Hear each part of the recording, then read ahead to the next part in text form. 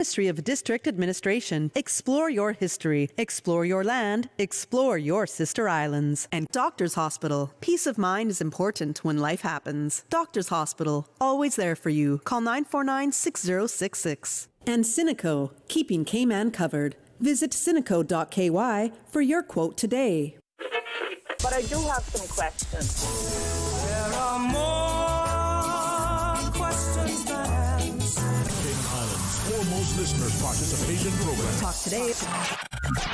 What's on your mind, Cayman? If you're ready to talk, we are ready to listen. Discussing current events and local news, community spotlights, hot topics, listener stories, cultural and historical discussions, environmental issues, fun and lighthearted topics, guest interviews. Cayman, basically anything you want to talk about, we are ready to listen. Here's your host, Charles Glidden.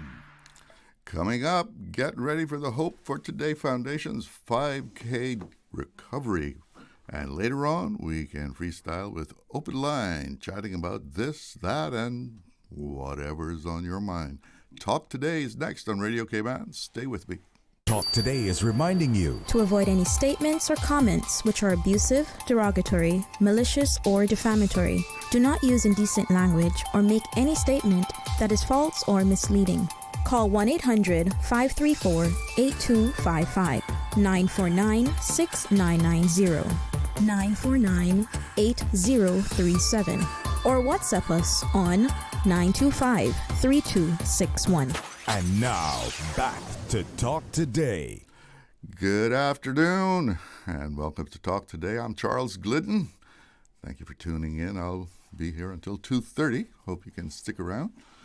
And hope you're having a good day so far, right? And hey, we made it through another week. It's Friday.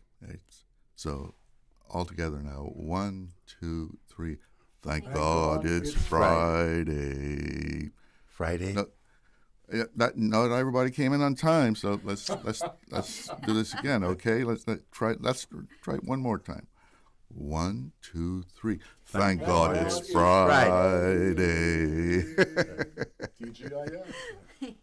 Yes, we have guests in the studio. And I'd like to remind everybody about the Eco Fest that's happening tomorrow. You might remember we had some very nice young ladies in the studio on Tuesday from Rotary Central's Interact Club, telling us about the Eco Fest that is taking place tomorrow at the Ark at Cayman Bay, and that's happening from 2 until 5:30. It's free admission, and you can learn how you can do your part to take care of Cayman's environment. Learn about products and services that are available in Cayman that help to make Cayman a greener place. There'll be lots of fun for the whole family, prizes and activities. All of it's free. So, go check that out. The theme is Our Islands, Our Climate, Our Future. Check it out. Runners and walkers, listen up. The Hope for Today Foundation's 5K Run Walk to Recovery is coming up. So you got to get ready for that. And the Hope for Today Foundation is well known for its work in our community for helping recovering addicts return to a productive and meaningful life. And joining me now in the studio is a gentleman who's no stranger here at Radio Cayman, the Director of Operations at Hope for Today Foundation, Brent Hydes. Also here are Dr. Alexandria Bodden of On Course Cayman, and another gentleman who's no stranger to the environs of Radio Cayman, the one and only Quincy Brown. Folks, good afternoon. Welcome. Yes, sir. It's a privilege. Good afternoon. Thank you for having us. So, Brent, I guess this is like the first call for the run walk, the 5K. When you say the first call, I don't know exactly what you mean by that. Well, it's in September, right? Correct. So you want to get people to get their running shoes and absolutely pull up their socks. Absolutely, Mr. Glidden. I think health to body, health to mind, and I think when we participate in exercises and we come out and support individuals in our community that are struggling with substance abuse, that we show up, be that voice of encouragement, whether it's morally or physically. We come out and we be a part of something that assists individuals in our community that we know are struggling. We know that Cayman is home to many individuals that are struggling with substance abuse issues. We're also happy to have a number of sponsors that come on board to support this initiative. We're just grateful for everyone when they come out and participate. I know we've been having up to 175, 200 people come out and enjoy this event, and just to be a part of it. And I think it's so awesome. Again, health to body, health to mind. Is that something that you push, that you preach at the Hope Today Foundation? Absolutely. Absolutely. I mean, that's the whole idea. The whole idea is to have a healthy body. And once we're healthy, then we're thinking positive and we're living productive in our community. And we can do that, and drugs and alcohol doesn't have to be a part of it. So just when is this going to take place? September 27th, starting at 7 Mile Public Beach at 6 a.m. in the morning. Nice and early. Bring your dog, bring your cat, bring whatever animal, bring your rooster, whatever you want. Just come out and participate and enjoy the morning and have some fun. So this is an annual event, right? Absolutely. September is the month of recovery. Okay. Yeah, so we do this during the month of September. We have some big plans going on also that I can't actually mention at the moment. But for September, we're talking about some other things that we intend to do during the month of September to carry the recovery to some different organizations and institutions in government. So this fundraiser, everything is going toward the recovery effort? All of the funds that are collected go directly to the operation of the foundation and our day-to-day operations. I see online on the poster there, it says Cayman is home to many individuals struggling with substance abuse. Without hope, they will perish. Correct. How many people have passed through the Hope for Today Foundation? I didn't come with a particular number, but I can tell you at the moment there are 8 residents there. We have just had 2 residents that have transitioned from the facility. One of them are gone with their children, his wife, and one of them has left the organization with a full-time job and taking full responsibility for himself. And sorry, there's another one that's gone through the program that Michael Miles runs. What's it called again? Inspire. Inspire Cayman. So we have built a great relationship with them also. So people are just being productive. They're getting their life back on track and being productive and stepping up to the plate. And that's what we try to do. We try to be that support, make that difference in our community that are so needed. Because you got to remember, before these halfway houses came along, there was absolutely no place for those that were coming out of prison. So they were going back to their same old environment. And you and I know exactly what happens. You take a drug addict out of prison, send him back to his old stomping ground, and it's not very long after that he's back chasing the horses in the pipe. And today, without hope, they probably will perish because now they have an alternative. They don't have to go back to their old stomping ground. They can now choose to take a different route. All right, well, let's just take a break here, and we'll be right back.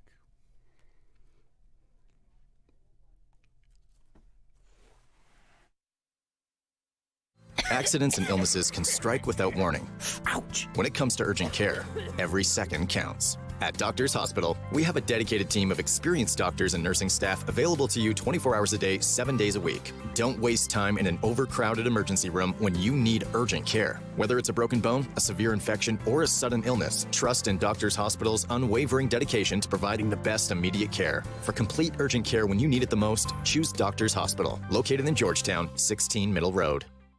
I my Bobo TD cousin, everybody. I hear Cayman Airways celebrating their 58th anniversary by giving us the gifts. They got airfares on sale now for flights to every place they fly to next month through December. Look here, I gonna book my flights now to go Galawantan next month with Cayman Airways. I'll see you directly. Catch your seat on sale by August 8th. Other conditions apply. Call 949-2311 or visit CaymanAirways.com. Your award-winning, uniquely Caymanian airline.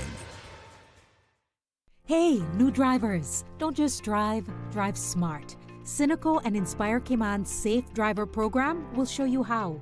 Get real-life simulator training and classroom sessions to help you gain experience, stay alert, and avoid accidents. Learn to recognize risk, manage fatigue, and make smart choices behind the wheel. Certified participants may even pay less for Cynical motor insurance. Learn more and register at cynical.ky. Cynical, keeping Cayman covered. Dear Grand Cayman, we write to you from the future. If you look to your right, or maybe your left, you will notice a huge landmark. Mount Trashmore? We write from the future to beg you to stop. Please help us avoid catastrophe. You must stop by the Interact Eco Fest to avoid dire consequences. Saturday, August 8th, 2 to 5:30 p.m. at the Arc. There, you will find everything that we know of at the moment to guide you. Don't forget this date, August 8th, 2 p.m. at the Arc.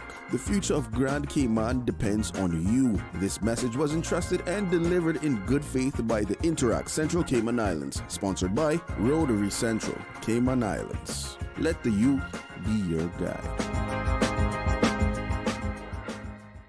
Hi, this is Gary King from Totally 80s. My special guest this week is Debbie Gibson.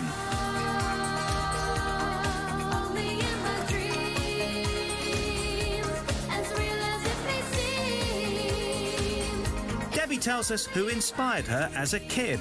I'll also bring you the latest news on the biggest stars of the decade.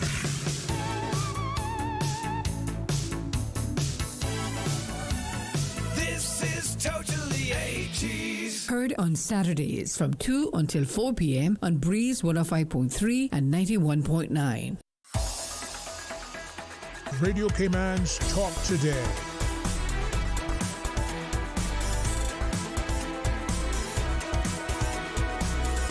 What is on your mind, Cayman? Welcome back. And I am talking with Brent Hydes of the Hope for Today Foundation. Also, Dr. Alexandria Bodden of On Course Cayman and Quincy Brown.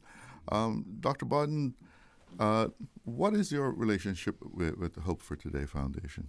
Yeah, so I have been involved with Mr. Brent and the Hope Foundation actually for years now. Yeah. Maybe about 10 years, maybe. Yeah. Mm-hmm. And I have a strong appreciation for what Mr. Brent and the Hope Foundation do in the community. It's so beneficial, all the services that they offer in transitioning either from persons coming back from rehab, coming out of Caribbean Haven, or coming out of prison. Especially as he's brought more structure into the program over the last few years, it's even more helpful now, I believe. So I started volunteering, I think, with Mr. Brent and the house. And so I would go and run groups in the evenings. I've done a couple different ones. We've done there's a lot of substance use counseling services available in the community that most of the residents are tied into already. So I would come and do different kinds of coping skills groups. I ran a life skills group that I had developed before, and so just to add to what they're doing as well. What was nice though was that I was also, because I also teach at UCCI, so my students would also come. And it was really interesting looking back because the students, I stay in touch with all my students as well, and the Visit to Hope has always been like a profoundly impactful event and something that they talk about for a long time, and they seem to get as much from it as the clients did. So it was always really nice to go for those groups. I'd tell them we'd plan for 1 hour, we might be there for 3, and I think all the students always thought I was joking, but I'd have to drag my students out of there at after 3 hours. You need to go home, it's nighttime.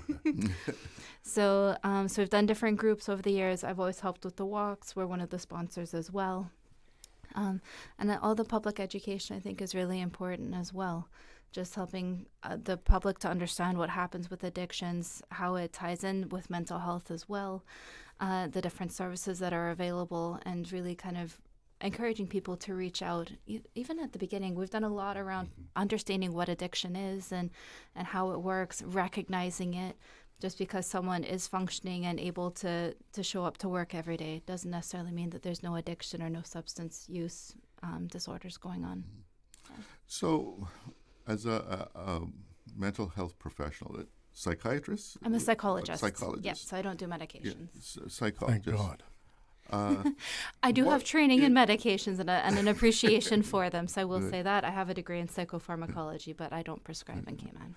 Okay, so as a psychologist, what would you say is the big difference that an organization like Hope does and the impact that it makes in the community and dealing with getting people back on track? Yeah. So I was sharing with Mr. Brent over the break that having several female clients that are going through a lot of difficulties. See, a lot of my work specializes in complex trauma, and a lot of times there is difficult backgrounds and traumatic things people have been through that lead to addictions as well as mental health difficulties as well. And so not having the stability at home and like a safe place to be and the structure and the support makes my job as a therapist so much more difficult.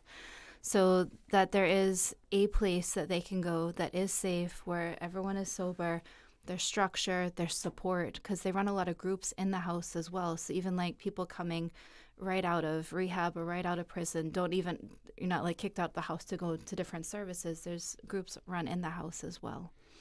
But the support that Mr. Brent provides with making sure that they have their appointments with mental health, with counseling center, with any of the therapists that they're working with, making sure they're getting their bank account, their driver's license, things that you need, right? That's the hard part, like, is coming out and having to find all of that takes a lot of work. I mean, even as I've got multiple graduate degrees, and the first time NAU sent me the list of what was needed for one of my clients, I had a hard time getting it.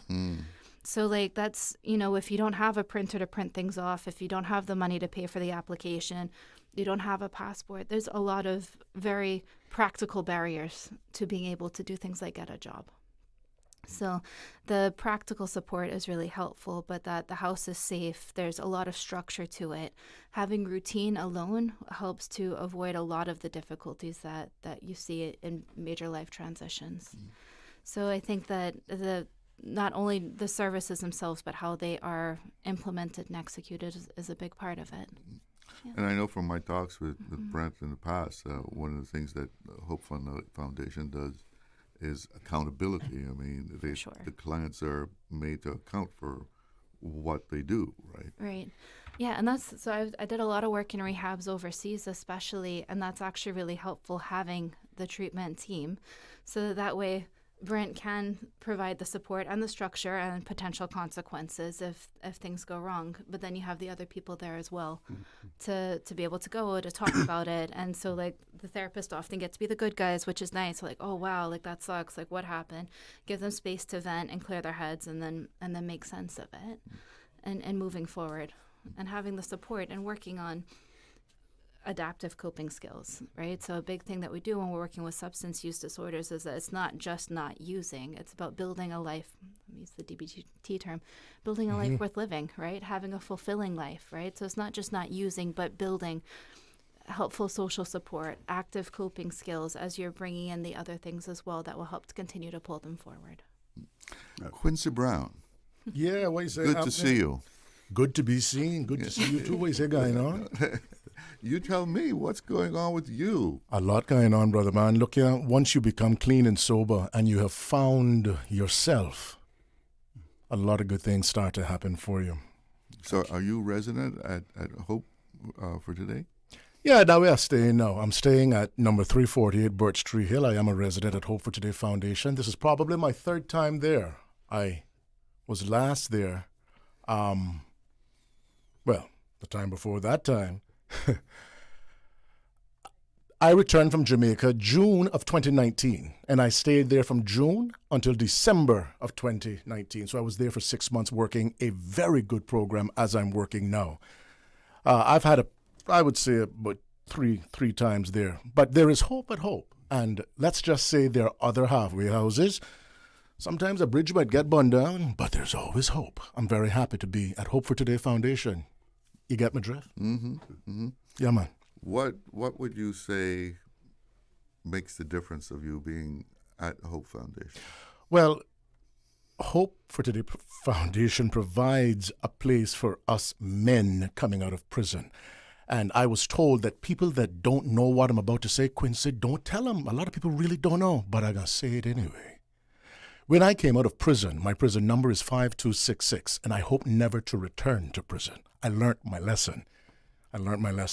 When you're coming out of prison, and hopefully you've started some sort of rehabilitation program in there, and or when you're coming out of Caribbean Haven, which runs a wonderful program, DBT, Dialectical Behavioral Therapy Program. I completed the syllabus after 7 times of trying to do it. I've been going there from 2007. You get me? Then there's Hope for Today Foundation. But whether you're in prison, His Majesty's Northward, or you're at His Majesty's Fairbanks, you're at the Bridge, you're at the Hope, you're at Caribbean Haven, if you don't want to be there, you're going to run in problems. If you're court ordered to be there, when my mother says I need to be there, or my wife says that you're going to have... So the program I'm working now, I want to be there. I surrendered on February 28th. I said, God, I can't do this no more. Please help me. No, I've said similar prayers like that in the past, right? But this time there was no judge looking over my shoulder. No RCIPS looking over my shoulder. I said, you know what, I can't do this no more, and I surrendered. That was February 28th, Saturday. The next day was not February 29th. The next day was March 1st. I checked myself into the Faith Hospital in Cayman Brack, and thankfully, Nurse Dempna Carton, who is my friend, I speak of her in the capacity of being a friend, not a mental health nurse, not a psychiatric nurse, of which she is, but as a friend, because she always checked on me whenever she would come, Cayman Brack, because she's quite mobile. You know, she goes from Weston to Sport Bay, from Georgetown to West Bay to Northside to Bosun Bay, Village, Little Cayman, doing her work.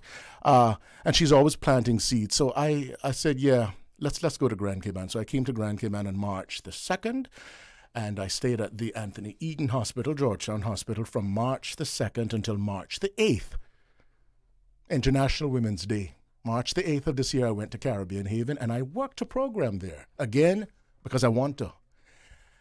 I did my 3 months, because you can do it in 3 months, 6 months, 9 months, or a year. And on the 24th of June, 2 days after my birthday, I said it's time for me to leave now. I've been there. I can talk from any angle. I have a background in journalism. I just have to know when to speak and when to keep my mouth shut. Allow me to say happy birthday to Captain Edley Martin and Cayman Brack. Look here, old Cap. Happy birthday to you. And also allow me to say welcome, Jamaica's King of Comedy, Oliver Samuels. First time on Cayman Brack. Oliver, my friend, you know, he's been coming here for over 40 years. First time you go at Cayman Brack, Master Oliver Yalajo. Welcome, Cayman Brack.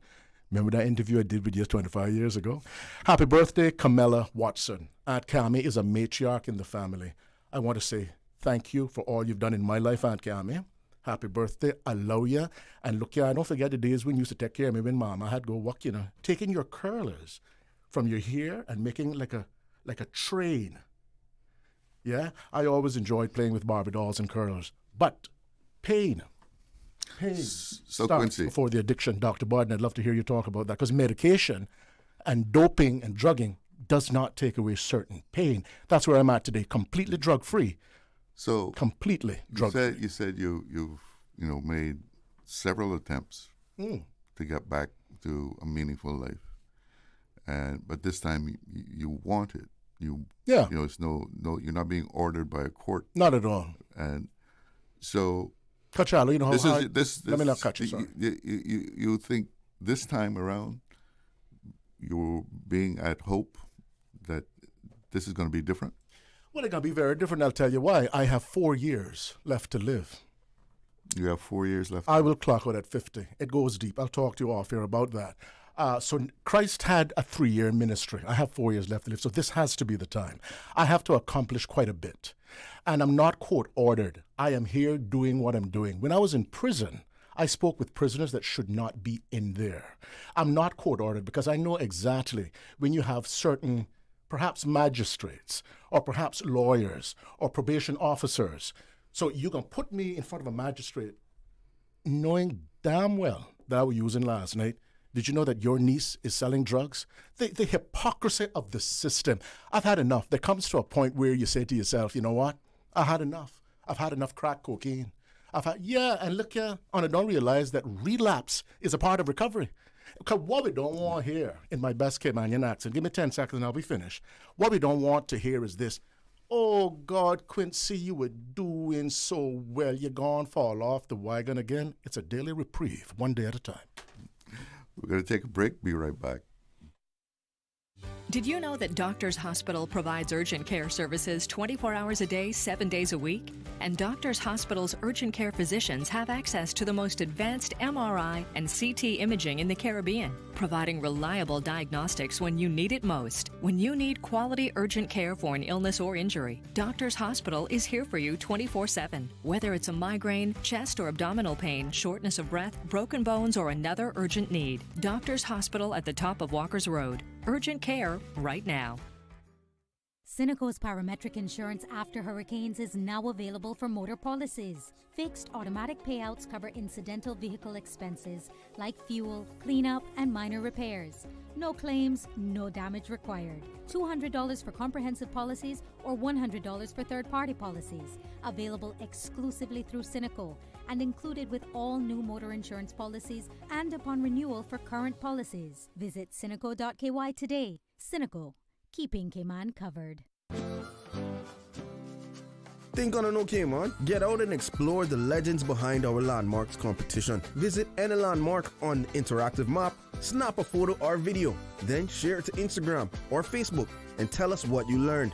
Tag at MYSCH_Cayman and use hashtag legends behind our landmarks for your chance to win weekly prizes and 2 major prizes. The more landmarks you visit, the more chances you have to win. Visit legends behind our landmarks.ky and find out where we from. Brought to you by the Ministry of Youth, Sports, Culture and Heritage.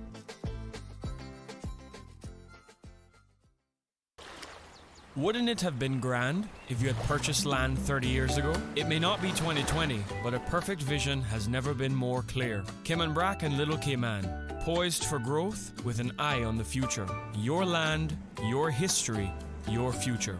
Discover all that our sister islands have to offer. Happy 50th anniversary to the #1 station in the land, Radio Cayman. It's Mr. Nachi Reggae Man, yeah. Radio Cayman's Talk Today.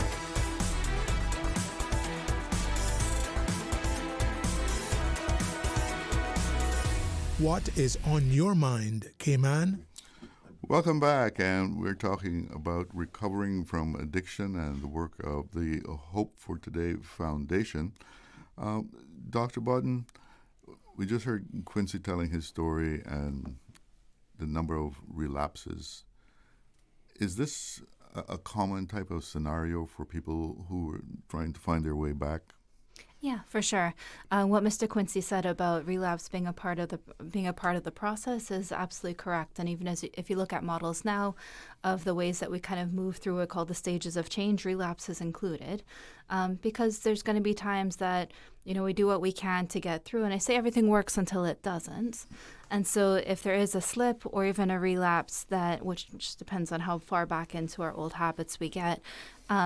Once we come back to, whether it's back to groups or back to your therapist, it gives you a chance to look at what didn't work last time to make changes.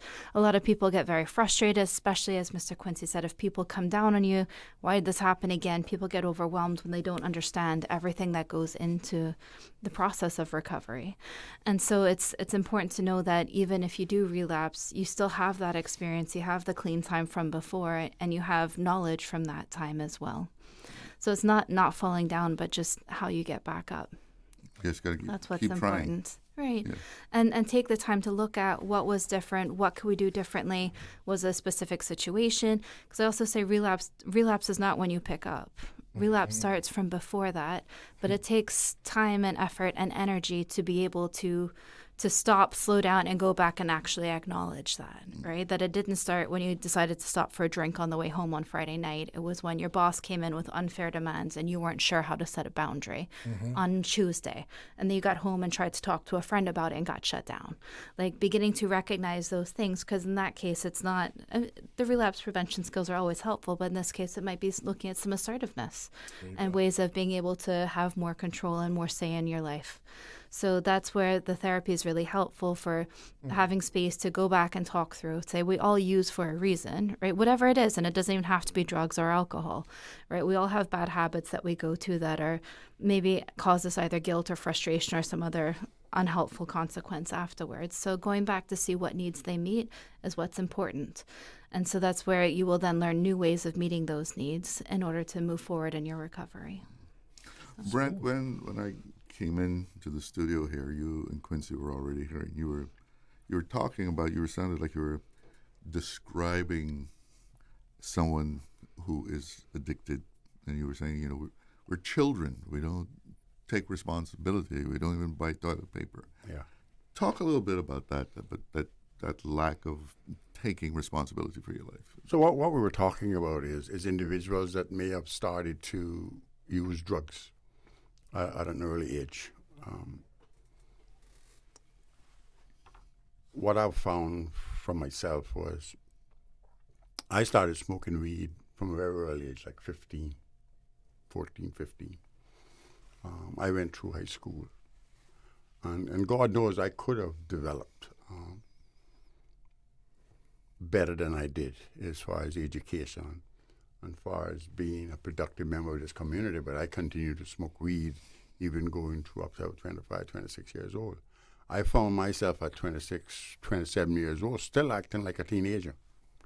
I would go work, make a decent salary, and I made myself a lot of promises. When I get paid this week, I'm going to do this and I'm going to do that. Then I would lie to myself going home. I said, maybe I'll just stop and have one, or maybe I'll just stop and have a smoke. But I continued to lie to myself because I knew that once I started, all of my salary for that week would be gone on dope. I did not mentally mature as I should have because I started using dope at an early age, and my brain did not fully develop as a human being. I was acting like a child at 26, 27 years old. And we talk about expecting our parents to take care of us when we're really grown and full-grown men at 27 years old, when we should be looking after ourselves. I know people in West Bay at this particular time that are 65 and 70 years old that are acting that way. They're still living under their parents' roof. If their mother and father was alive, they would probably be expecting for their mother and father at probably 85 to 90 years old looking after them. So they're so irresponsible, and it goes from starting to use drugs or alcohol from an early age. They did not mentally mature. I don't know if Dr. Bodden want to touch on that a little bit. Yeah. Go ahead. And that really kind of points to the fact that a lot of times substance abuse is seen as a moral failure on the person, but really it's just a way of trying to cope that's not helpful. And so that kind of then leads back to kind of what was going on in childhood that led to the person feeling that that's what they needed in order to be able to get through, and points to kind of the systemic approach to understanding addictions as well. But it's hard because once you start putting chemicals into the brain while the brain is trying to mature, then you do interfere the developmental processes. So it's going to be biological, but also psychological and social. Right? So a lot of times when people get clean the first time and they're 25, they feel like they're still 15. And so then it's hard because maybe they've not made the gains that they might have if they had been able to finish school or engage meaningfully in relationships and take on the adult responsibilities that they're expected to have. I say that's complicated even further if they do end up going to jail, because then they become almost institutionalized, and then they come out at 40 or 30 and still have not had, the ability to function as an adult in the community as well. Yeah. Is there a common thread that run through addicts, the personalities? Is there a common thread, or is it's just too varied? Yeah. And there's a lot of different schools of thought of that, but everything that we tend to, so there are things that they'll talk about, like the addictive personality and that kind of thing, but a lot of times anything that we look at now in psychology, we see it through the biopsychosocial model. So people that have a biological predisposition for substance use and impulsivity, so maybe mom had an addiction or your grandparents, then you're going to have a biological predisposition for it. The psychological part would be your personality. So some people are going to be maybe more inclined to be resilient or creative or innovative, and others are going to be more prone, like I said, to impulsivity, and the social aspects as well, depending on the environment, what they're exposed to, what's around, what they see around them, if they have support. Because a lot of times it's if you don't have support at home, or if you are going through anything like, especially like a traumatic experience, if there's a history of abuse or even just severe bullying, not just, but I've had some kids with some really severe bullying in school. And there's things like that that are going on that overwhelm the person's ability to cope. That maybe then when they begin to look for drugs, but also if the drugs are around them and available, what their parents' beliefs are on smoking, on drinking, all of that kind of comes into play. So there's a lot of different factors that play into whether or not someone picks up and whether or not they become addicted to to a substance. Mental health also has a complicated relationship with it as well, because we see, as I said, that the drugs are often a way of coping with things, and that they feel better. It removes them from whatever's going on. The problem is that then when you come out of it, you have more problems, right? Because you didn't address whatever the issue was. Maybe there's legal consequences. You have no money. You've not been there for your family. There's a lot of things that come out that are harmful and negative from it. But drugs can be a way of coping with mental health crises, right? So a lot of things like schizophrenia, bipolar tend to start in the early 20s. And so about that time is also a time that people tend to be going off to school. So there's a lot of physical and social changes that happen in that age, but also then if they are starting to have anything like depression or beginning of like maybe some like bipolar, like the mania symptoms, full mania doesn't tend to happen until a bit later, but depression or any kind of like schizophrenia has a prodromal syndrome as well. Things are not making sense and not adding up. They might use drugs as a way of coping, but drugs can also start an episode as well, which is where it gets really tricky. So it can start if you have a predisposition for schizophrenia, then maybe someone that smokes for the first time ends up with a psychotic episode. But likewise, if they're starting to have a psychotic episode, they might turn to drugs to use it. So it's a very complicated mix with mental health. Quincy, give us a quick snapshot of what a day is like for you at the foundation. I rise in the morning, I pray, I do my meditation, and I also do my devotions. I submit myself unto Christ, who is my higher power. And I make a pledge to myself, no matter what happened today, I am not going to pick up. You understand? Mm-hmm. I'm not going to pick up no Jack Daniels, and I'm not going to pick up Lady for so long. Why do you sing about it? Why do you romanticize about it? I have accepted who I am. And are there requirements that there are rules? Yes. So you got to do this through the day. Well, tell us about that. Well, I do a lot of things on my own because I've learned to love myself and get to know who I am. So I spend a lot of time alone. When there are group meetings I attend, but I'm spending a lot of time with B. DBT has taught me that, So bipolar, yes. I haven't been treated for that for 2 years. Because you know what bipolar is for me as you go to the 1 o'clock news? Bipolar is 2 poles. And I'm suffering from addiction and childhood trauma. No psychiatrist can give me medication today. I will insult you. Because I've made a pledge. If I don't take crack and alcohol, you're not putting your drugs in my system. Pharmacia. But are there certain things that you have to adhere to throughout the day. Of course, there's no drinking on property. There's no drinking. There's no drugging. You do your chores. We all have a day where we do our chores. There are rules, and I'm complying because as recovering addicts and alcoholics, we don't like rules. We don't want nobody telling us what to do, but we have to swallow our pride and comply. And I have been doing just that. And I want to be there. Look here, I want to hear what Mr. Brent got to say. Quincy, I think you need to do this. I want that. Because guess what? I can tell him right now, if I want to, Mr. Brent, I go on Cayman Brack, to hell with you. But I'm not going to say that because I want what he and the program has to offer. And on that note, we're going to go to the news, but we're going to come back and have more discussion here about the Hope for Today Foundation. Let's see what's making news. From Radio Cayman's newsroom, this is Headlines. Local, regional, international news. The headline news is brought to you by Kirk Market and Health Services Authority. With your latest headlines, I'm Elizabeth Charles. Cayman Airways says it's marking its 58th anniversary today, August 7th, with airfares on sale for fall travel. In its anniversary post, the airline says it has been part of first flights, family holidays, homecomings, new beginnings, and other moments bringing people together for more than 5 decades.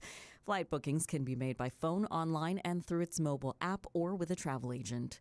In international news, U.S. employers cut 23,000 jobs in July, while the unemployment rate fell to 4.1%.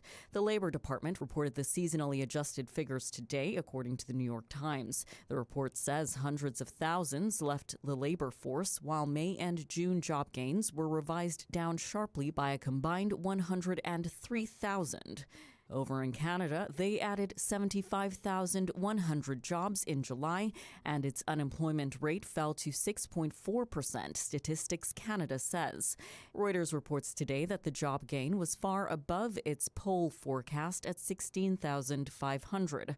Full-time employment rose by 38,600 jobs, while part-time work increased by 36,600. Average hourly wages for permanent employees grew 3%. Those are the latest headlines. I'm Elizabeth Charles. Radio Cayman.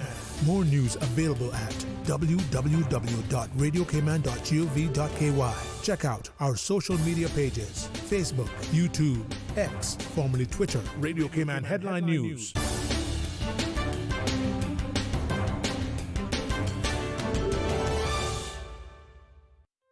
Looking for fresh, healthy food that's full of flavor? Then you've got to visit Kirk Market. Our dishes are made with fresh, high-quality ingredients. Enjoy vibrant mixed greens or satisfying pasta salads. Or try one of our delicious grill options like blackened chicken, spicy beef steak, or grilled salmon. Looking for something light and flavorful? We've got sushi rolls and poke bowls prepared daily. And don't forget to explore a hot bar or Billy Fresh salad at the salad bar. Stop by Kirk Market today for breakfast, lunch, or dinner and taste the difference. Eat well, live well with Kirk Market.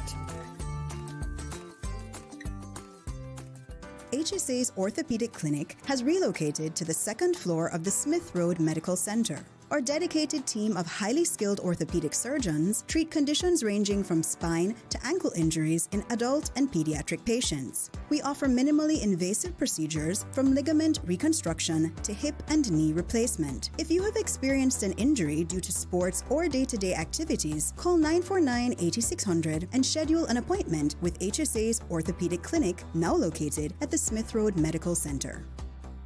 Radio Cayman is pleased to feature this special Sister Islands historical vignette brought to you by the Ministry of District Administration and Lands. Explore your history, explore your land, explore your Sister Islands.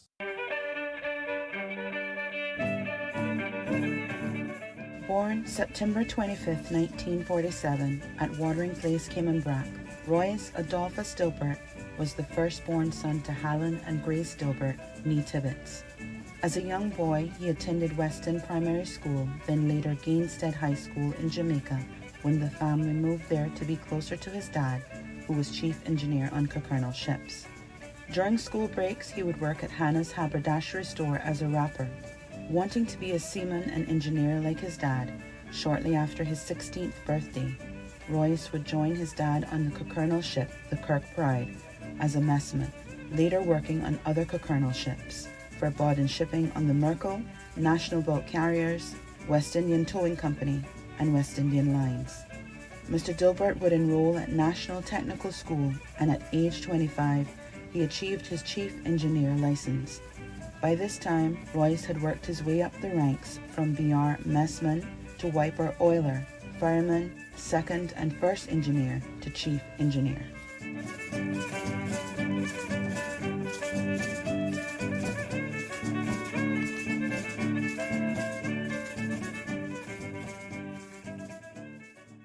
Radio Cayman is pleased to feature this special Sister Islands historical vignette brought to you by the Ministry of District Administration and Lands. Explore your history, explore your land, explore your Sister Islands.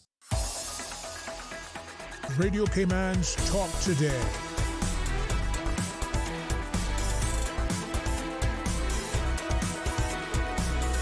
What is on your mind, Cayman? Also on the line. Welcome back. Let's do a little weather here real quick. And the current temperature here in Georgetown is 87. A little cooler today. We got some, cloudy skies, but it feels like 101. And the winds coming out of the south-southeast at a little over 5 knots. Relative humidity 76%.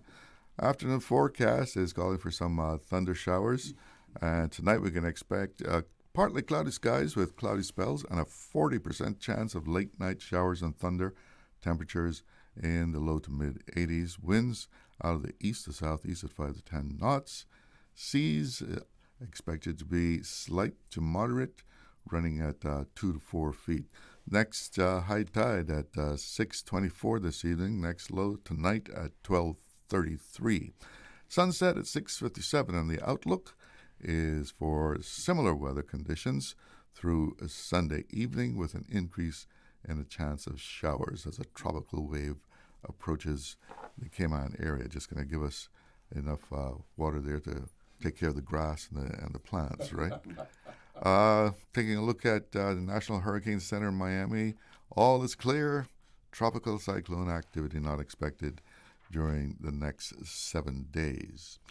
Well, still in the studio with me, we have Brent Hydes, Director of Operations at the Hope for Today Foundation, and also Quincy Brown. Dr. Bodden had to leave since she had a meeting to go to, but they are here promoting the 5K Run Walk to Recovery, which we'll talk about a little bit more. But right now we got a couple of callers on the line. So, Brent, let me get you to put on your headphones there so we can hear the caller. Good afternoon. You're on the air with Talk Today. Hi, good afternoon, Mr. Glidden. Happy Friday. Same to you. Hi, Brent and Quincy. Hi, good afternoon. Quincy, how are you? Fine as sifted flour, as a wise man in Cayman Brack would say. In a better, wouldn't be able to stand it. How are you doing? I'm doing well, thank you. Good. I am so proud to see you on here today. Thank you, ma'am. I just want to give you the recognition that you deserve, that you keep coming back over and over to try to maintain yourself and the capacity that you have, and in the way that you are able to do. I mean, you're really an inspiration despite everything else. It's always so good to see you trying to do a comeback over and over. You're never giving up on yourself, and I am really applauding you for that, Quincy, no matter how long it takes. And if you ever have to fall off again, you keep getting back up and trying again and trying again and trying again, because that is so applaudable. The last time Brent was on, that I saw him on with the organization, there was another young man, I won't call his name, who I was so proud to see also on there. And unfortunately, I saw him about 2 weeks ago, once again back on the road.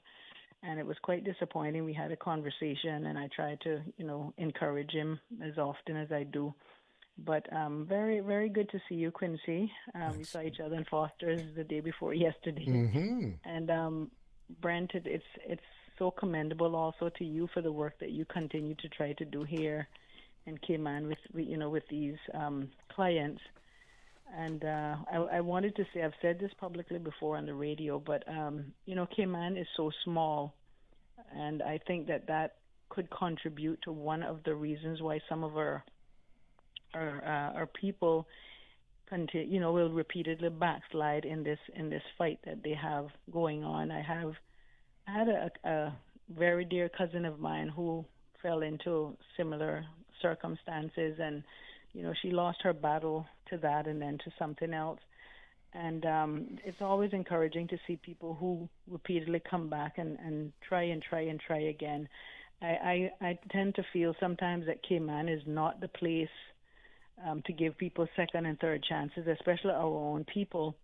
And we need that camaraderie more and more here with Cayman, especially because you see the population has grown so much in our numbers of people. The numbers of Caymanians are now considered a minority, and it would be interesting to see how many people turn out to this. Unfortunately, I can't do any running or strenuous walking at the moment, but it would be interesting to see how many people support this. The numbers should be just as much as we saw come out for the deputy governor's race. That would be, very encouraging. But you guys keep up the good work, and I hope as you guys continue to do what you're doing, continue to stay in the limelight, come on the radio, reach out. If I could do a program with you just for one segment and reach out to every other radio station or talk show or whatever to see if they can have you on to reach all the different types of audiences in Cayman, and have everyone be aware of this, of what you're doing, because we need to band together in order to achieve this. And like I said, because Cayman is so small, and I feel we don't give each other, especially persons like Quincy and incarcerated persons who come out and try to regain their lives. We don't give them a second chance. I really feel that way. Quincy is such a talented person. People should be paying him for the use of his voice. He should be copyrighting his voice, and people should be paying him for the use of his voice and his likeness. And our Caymanian people have so much other talent that we need to continue to push behind them, not just look at them because they gave up and we know Quincy's story, so I don't have to go into that. But that was my take, Mr. Chalo. I don't know what time they're going off, but I wanted to pose two questions to you. I haven't heard anything. What time are they going off? I'll call back. Well, at 1:30, but we have some other guests going on at 1:30. Okay, so you won't have any open. Well, probably at 2 o'clock. Okay, alrighty. All right, gentlemen, thank you for listening. Thanks for your call. Thank you for calling. And we have another caller there. Good afternoon. You're on the air with Talk Today. Good afternoon, Mr. Charlo. Yes, good afternoon. Sure. Good afternoon. This is the Poet Laureate. What's on your mind today? Well, I want to give my support to Quincy and Mr. Brent. Mr. Brent is a good man, and Mr. Brent has stuck with the people for years, and I think Mr. Brent is continuing to do a fantastic job, and I also think Quincy is doing a fantastic job. But I want to say something about art, and I want to encourage Quincy to continue his singing and his artistic side of him and everything else. There's an art piece that I did, and specifically speaking to Quincy. This is Craig Brown, Quincy. Mr. Craig. Good afternoon. Quincy, there's an art piece that I did, visual art piece, and it was about the past and the future, and a man chaining himself to the past, and it was actually saying, how can I reach the positive future if I chain myself to the negative past? You know what I'm saying, Quincy? So we cannot expect to chain ourselves to the negative past and expect to achieve the positive future. We have to release that in the name of God, and move forward with strength from God. I'm not perfect, Vincent. I'm my good old friend. Not perfect, and so forth. But we try to move forward and occupy our time with positive things. I hope that you get a lot of support with the music and people help you to if you're willing to do a lot of music and sell your music and I would like to be one of the first buyers to buy your music, Mr. Quincy, and get back into your acting and all that, because that's the real side of you. And I think that you have a lot to offer. Don't say that you have 4 years to live. I think you have a long time to live, my brother. So, all right. Well, thank you so much. I like the imagery of releasing yourself from the past. I like that imagery. All right. You have a good afternoon. You hear? Okay, Mr. Calvin. Yeah. You take care. Thank you. Our lady caller talked about getting a second chance in Cayman, and that it's more difficult maybe than it is in a larger society. You agree with that? Is it harder to get that second chance in Cayman because of the people know so much about you? Well, when it comes to substances, addiction as a whole, maybe we need more than a second chance. Sometimes I don't think people understand the grips that addiction has over an individual once they get caught up in that lifestyle. But what I wanted to talk about was addressing the issues. We didn't wake up one morning and decided today this is going to be my lifestyle. I'm going to just take off and just become a raging drug addict. It started someplace, and I think Quincy kind of mentioned it, the pain, the abuse, whether it's physical, emotional, whatever type of abuse they may have went through, trauma. It created pain. Mm-hmm. It created resentments. It created all of that stuff as a human being. We have feelings and emotions, and our emotions sometimes can get overwhelming, so we turn to substances to try to get some relief from our pain. So we have to look at everything for me as a whole. And until we're willing to expose all of these things into the light where we can then take some of the pressure. It's like a pressure cooker, right? If we turn on a pressure cooker and we keep the cover on, it's going to boil and it's going to boil and it's going to boil. And then one of these days it's just going to blow. And it's almost the same thing with someone that are dealing with emotional issues. If it's not properly addressed in a healthy setting, where we're talking about it and trying to get some suggestions and some tools and ways to deal with all of this stuff, it's going to blow up. And when it blow up, we just don't know where we're going to end up. Many people have committed suicide through pain and emotion and abuse because they didn't know how to manage it. That's why we're lucky in Cayman today, because we have the counseling center. We have professional organizations, professional people on this island that are there to help. And that's why we encourage people with us struggling with addiction and emotional stuff to seek help, because help is available. We have entities in Cayman that are there and they're willing to help us. It doesn't matter what we're going through, but it requires a lot of honesty on the individual part. We cannot walk into a therapist's office and he asks us how we're doing. We say, we're just doing fine. We're doing great today. And, we're just filling the therapist's head with a bunch of lies rather than getting straight to the point. This is where I'm at. This is what's happening. So the individual they have to get honest with themselves and recognize that our secrets, whatever they may be, that's the piece that's going to keep us sick as individuals. Do we have a caller there? Do we have? Do we have the WhatsApp? Hello, are you there? Oops, we lost that call. Okay.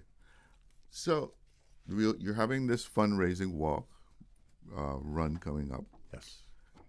And the funds raised, they're going to be going toward the work that you do. Tell us about, what it takes to run an organization like Hope for Today Foundation. I mean, you virtually have people living there, right? Absolutely. Well, it takes roughly between $100,000 and $160,000 to run the operation annually. What we look at, the cost of housing a prisoner. Let's put everything in perspective. If I was in Northwood, it would cost government between $75,000 to $80,000 to keep me in Northwood for a year. Hope for Today Foundation can operate and hold 13 individuals comfortably for the price that it houses, that it would cost to house two prisoners, less than the price that it would cost to house two prisoners in Norwood. So when we look at it, it's a win-win situation for government. It's a win-win situation for the community. So as a community, we need to come together and to recognize that these facilities are structured in a place where the residents have a set of rules and guidelines that they have to follow on a daily basis. But the great news is they're coming in, they're getting clean, and they're staying clean, and they're transitioning from the facility. And some of them are actually productive members of our community today, where they rebuilt and continue to rebuild their lives. But when you look at where we're at in Cayman as far as individuals that are struggling with drug and alcohol addiction, and you talk about a second chance, sometimes we have to just keep encouraging them to come back. And usually what happens, Mr. Glidden, you get people that come into the program. They get clean, they stay clean for 6 months. And while they're in the program, they continue to follow all the rules and the guidelines and continue to do the things that are keeping them sober. Once they leave, whether it's Caribbean Haven, whether it's the Hope for Today Foundation or any program, they stop doing the things that has been keeping them sober all along. And if you ask a resident or you ask anybody in recovery what happened, they will tell you it's because I stopped doing the things I was doing. Can you testify to that? I can testify to it, absolutely. I mean, if you're a Rasta man or you got a big afro and you keep saying to yourself, I'm not going to cut my hair. I'm not going to cut my hair. I have dreadlocks. I'm a Rasta. Or I have an afro. I'm donning my afro. I'm not going to cut my hair. But you keep hanging out by the barber shop every day. Why are you hanging out there for? At some point, you're going to sit in that chair and get your hair cut. People, places, and things. And I'm willing now to do the work. That's, I think, where I have always fell down and bucked my toe and fall down and trip up in the past was simply because my way never worked. I always thought, being the egotistical person that I am, that I'm going to do it my way. I'm going to take the Church of God Holiness, the Southern Baptist, the Catholic, and I'm going to do a AA in a Quincy version, and it got me nowhere. I have to surrender. I have to be willing to take the advice, the good counsel of my sponsor, of the Hope for Today manager, my pastor, and listen, because I don't know it all. And guess what? A big shock.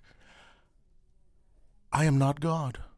Sometimes I guess I thought that I was, as I look within. So now I'm willing to do the work and be honest. 3 things that are indispensable: openness, honesty, and willingness. I have to be willing to do the work, have an open mind, and be honest. I have to be honest. I have to be honest with self. And I have to do the work, and I'm willing to do the work. But I can attest to everything Mr. Brent is saying because he has a lot of experience under his belt. And unfortunately, the media is not highlighting the 10 persons that got it, that who's been, the 10 individuals who's been sober and clean for 10, 15, 20, 30 years. But on a watching me. So if this watching place I fall down in Bakito now, up the program don't work. Then you want to blame Hope for Today Foundation. You want to say that Caribbean Haven not working. Why should government put money in it? By the way, Caribbean Haven needs to be audited. You see, any journalist should want me in their company because I can talk. I have been there. I have seen things at His Majesty's Northwood when I was there. I have seen things at Caribbean Haven. I'm seeing things at Hope for the Foundation. You told me, my community, Quincy, straighten yourself up. Stop using drugs. Stop drinking alcohol. Be the man that God has made you to be. You're listening to him right now. Can I expose corruption, or that's not my job to do? Must I just see things and let things be? Thank you for the caller, Mr. Brown. How do most of your clients end up at Hope for Today? We work closely with the drug court. Waste of time, my opinion only. Yeah, we work closely with... My opinion only. Yeah, we leave it alone. I will leave it alone, yeah, but you gave me a chance to talk. Yeah, we work closely with the drug court. We work closely with Caribbean Haven. We work with all of the entities that focus on rehabilitation. And probation would call us. They would ask if we have a bed available. So we continue to work with all the entities that focus on rehabilitation. And they're suggested by the probation officer to have the resident reach out to us to see if there's a bed available. I believe that it doesn't matter where you come from or what your program may be designed to be. The reason the program is designed the way it is because individuals are seeing in you where the structure of the particular program would benefit you. I've recognized that people that come into recovery, when they are here by rules and guidelines of any program, they do well. It's when they have a tendency to drift away, and I heard Quincy mention it, when they think that they've got enough under their belt that they can do it on their own, it's usually when they run into problems. Trouble, yeah. We find that we get clean, and we go to maybe three or four meetings a week, 12-step meetings a week. We get well for 6 months, we're starting to feel good, our ego starts to rise up again, we're starting to feel we got our control back. Then we break that 4 down to 2. That 2 turns out to be none. Pretty soon we started drifting back into the same old environment, hanging out with the people that are using. We heard Quincy talk about the man, the haircut guy. Yeah. We start going back to the same old areas. People, places, and we things. start talking about, try to tell other people what they need to do and lose focus on what we need to do for ourselves. Charlo, if I may, thank you, Mr. Brent. It too many wampa heads. That's a Caymanian way of saying people good for nothing. Because I'm a Caymanian well, don't say that too loud. You might offend the non-Caymanians in this country. It too many wampa heads in position in recovery that don't understand it. Well, I have a master's degree and a PhD. Look, you ever smoked a cigarette before? You know what is to have an urge when you want Benson, Hedges, and Rothman? No, you haven't. So when I come on like this with the passion I come on with, because I can argue from both sides of the coin, but guess what? I'm not here to expose the drug dealers of Cayman Brac and Grand Cayman. I actually am on a side, kind of trying to make a living. It is those that wear a stethoscope and those white doctors who are drugging up the society. I could go on and on forever. But you're right, Mr. Brent. It's when we start thinking, oh, I've got enough now. I finally got it. No, because this disease never goes away. A man with 30 years or 20 years or 10 hours, he's an addict. He is an alcoholic. I look here, and when the wampa heads come, then, oh, but you're doing so well. You're not really an alcoholic. Have a glass of champagne. Let me tell you something, woman. If I drink that glass of champagne you're giving me, you're setting me back 20 years. I cannot drink. But you see, some people really don't know that. But some wampa heads know it quite well and will still try. So the onus is on me to say, no, thank you, Your Excellency. This is a wonderful gathering here at Governor's House, but I shan't have that glass of champagne or sherry. I shall have a glass of swanky or a glass of water or even a Pepsi, but I'm not going to have the champagne because I'm an alcoholic. You can't just have one. I just can't have one. As a friend of mine I accept that today. So there's another way of looking at it. Yeah. Right? I've been real quick. There's another way of looking at it too. You see, when in early recovery, I've learned that anywhere there's booze, anywhere there's a party going on, see, I have a choice. I know that I struggle with drinking. I know that I struggle. Why am I going to go there? Because usually I have absolutely no reason to go. I mean, you get invitations, but I have to make a decision to protect myself at all costs. So, the 28th of September. 27th. Sunday, the 27th of September. I mean, that's what it says here online. That's what it says? Well, and you know what? You can't even blame AI because AI would have gotten it right. It's human beings. So it's the 27th. 27th. Yes. 7 Mile Beach, 6 a.m. for the walk. Run at 6:15. Raffle tickets, $10. Yep. They got when they can sign up on the day. Where can they sign up before? Yes, if you haven't purchased a ticket yet, you don't have to worry because the event is absolutely free to the public. All you have to do is come out and just participate. It qualifies you for trophies, etc.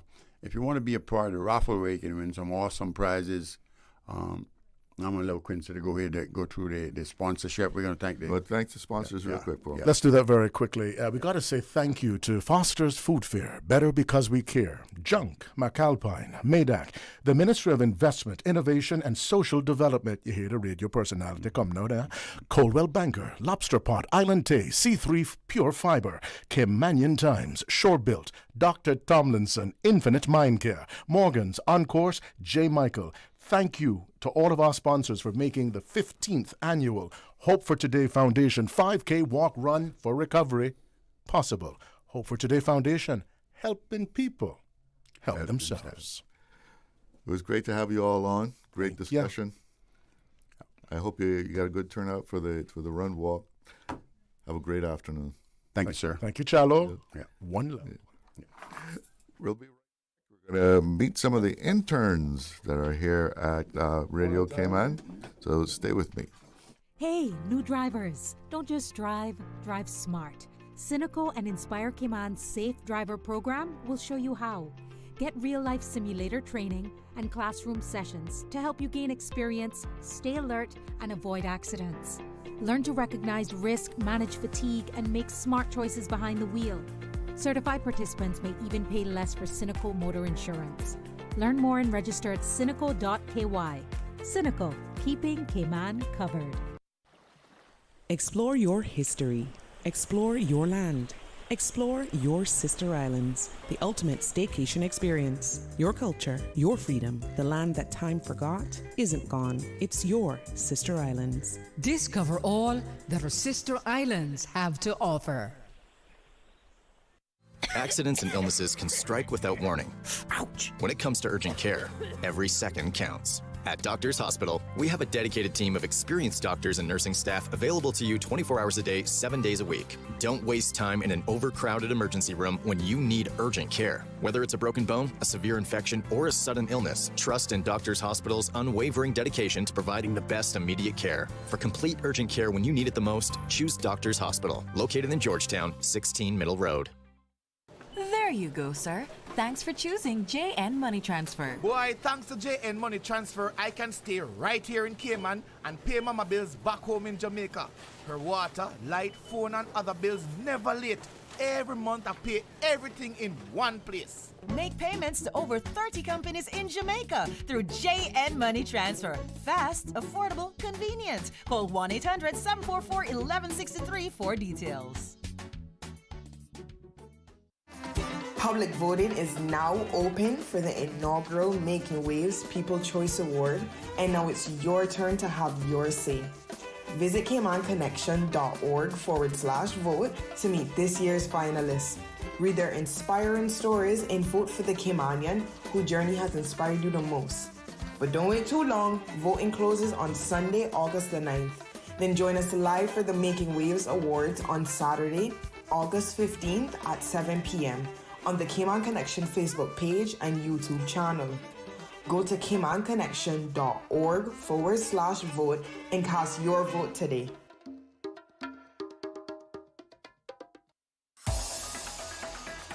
Radio Cayman's Talk Today.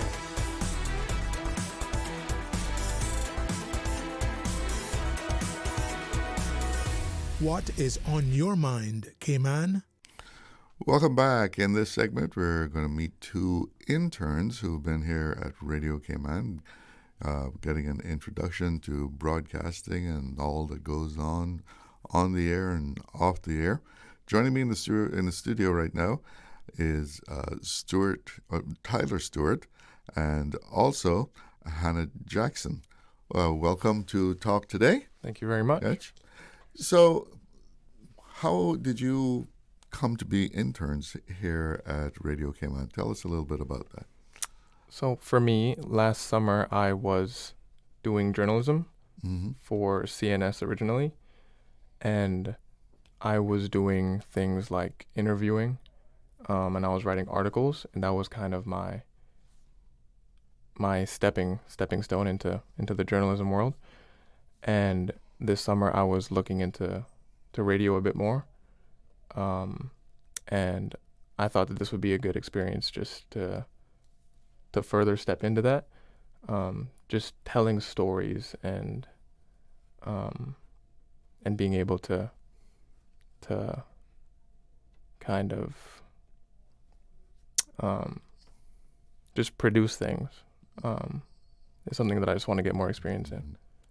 And Hannah, how did you come to be an intern? Yeah, so I do journalism at school right now, currently in the UK. And where are you going to school? I go to the University of Leeds. And I was looking into finding internships in Cayman, like related to journalism. So I applied through the government summer internship program, and I put that my preference was communications and media, and I got the internship here at Radio Cayman. So what has sparked your interest more or less here at Radio Cayman since you've been here? You've been here how long now? 3 months I've been here. I've been here for a month. 1 month? Yes. Yeah. So what's struck your interest as you've discovered about broadcasting?